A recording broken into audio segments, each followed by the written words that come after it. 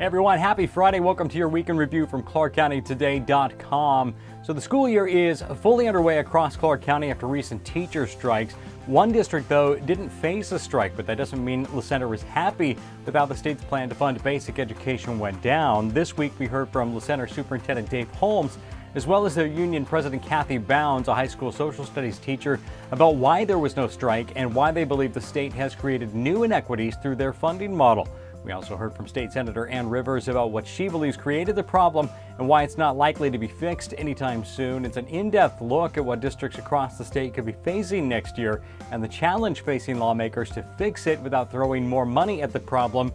And as he is prone to do, ClarkCountyToday.com editor Ken Vance offered his thoughts on that story. Vance took time to praise Holmes and Bounds for the way they handled the district's recent negotiations and for how the two and others in the center have maintained the culture they call the La Center Way. Vance asked the question of teachers who celebrated when they recently got double-digit percentage raises. Would they still be cheering so loudly in a year if predictions come true and area districts are forced to eliminate positions they can't afford due to the unsustainable business model? Vance also warns area property owners to watch the legislature when it reconvenes next year.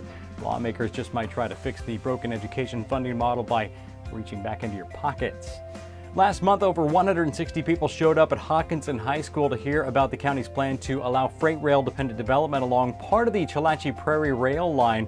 This week, the council held a work session to hear feedback, which included over 600 responses to an online survey, the vast majority of which opposed the plan. Council members said they would like to see some changes, including banning some possible industries, including nuclear energy. County staff provided 6 possible options, which would maybe revert to a smaller zoning overlay. Council will return next Wednesday for another work session to determine the future of the proposal. Last weekend, our very own Jacob Granneman had the opportunity to be part of a unique conference. Portland 2018 was put on by an organization called Compassion to Action with the goal of equipping this generation to love the people around them. The event was hosted at the Oregon Convention Center and had over 7,000 registrations. During the week, thousands of people went out into the streets of Portland to pray for passersby and tell them about Jesus. Speakers and worship artists from all over the country joined the conference. Be sure to read Jacob's commentary on the event, which will move to Tennessee next year. The Fort Vancouver girls cross-country team made school history this week, winning the Class 3A Greater St. Helens League title. This is a first for the program and a sign of how a program can turn itself around with a lot of hard work and dedication. In 2015, they had 5 girls total. Now that number has grown to 25. This year their goals were to have fun, raise the bar, make history, hang a banner, and finish the mission. These Trappers have earned at least a league banner. Later this season they hope to win District 2 and go to state as a team. Read more about the Trappers' journey at ClarkCountyToday.com.